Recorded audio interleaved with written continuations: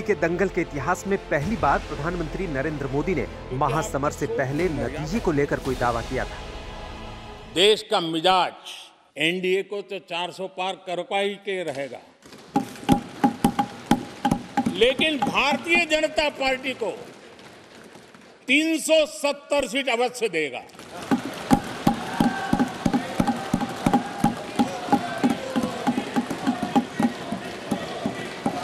BJP को 370 seat और NDA को 400 पार।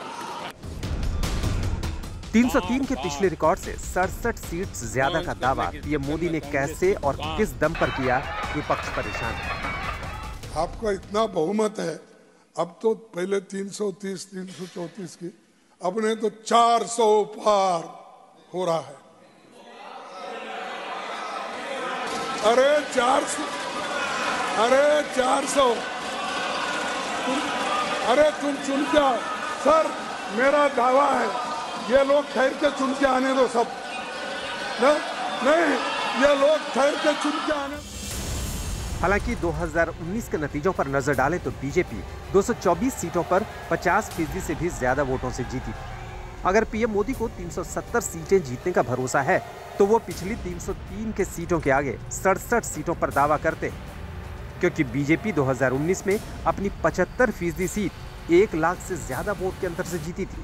और नंबर में देखें तो बीजेपी ने 2019 में 210 सीटें तो 1 लाख के ज्यादा अंतर से जीती। सिर्फ 10 सीट 2019 में ऐसी थी जो बीजेपी 10,000 तक के अंतर से ही जीत पाई थी। सिर्फ 30 सीट ऐसी थी जो बीजेपी 10 से 50,000 के अंतर से जीती थी। इस आधार पर बीजेपी को लगता है कि इस बार भी जीती हुई सीटों पर फिर से विजय पाने में दिक्कत नहीं आने वाली। तो सवाल है कि आगे की सीट कैसे जुड़ेगी, इसलिए ये आंकड़े बहुत गौर से देखिएगा। 2019 में बीजेपी 72 सीटों पर नंबर 2 पर थी। राजनीति के जानकार कहते हैं कि बीजेपी की नंबर 2 पोजीशन वाली 72 सीटों पर 5% वोट शेयर बीजेपी का बढ़े और विपक्ष का घटे तो 38 सीटें और बीजेपी की बढ़ सकती है। आप इसे और आसानी से समझ सकें तो देखिए कैसे उत्तर प्रदेश में बीएसपी एसपी का गठबंधन इस बार ना होने से दावा है कि बीजेपी को 8 से 10 सीट का फायदा हो सकता है। ऐसे ही दावा है कि बीजेपी को ओडिशा में भी फायदा हो सकता है, जबकि ममता के राज वाले पश्चिम बंगाल में गठबंधन के एकजुट ना होकर लड़ने से फायदा बीजेपी को मिल सकता है। सीटें बढ़ सकती हैं, जहां ममता बनर्जी खुद मान रही हैं कि 40 सीट भी देश में कांग्रेस ना जीत पाए।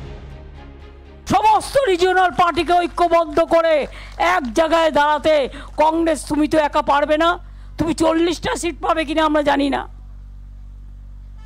সারা ভারত 300টা সিট লড়ে, आज तुम्हारे এত অহংকার।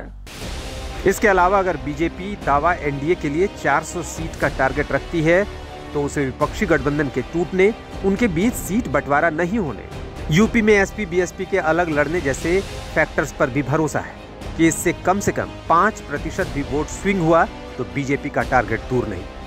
आज तक ब्यूरो।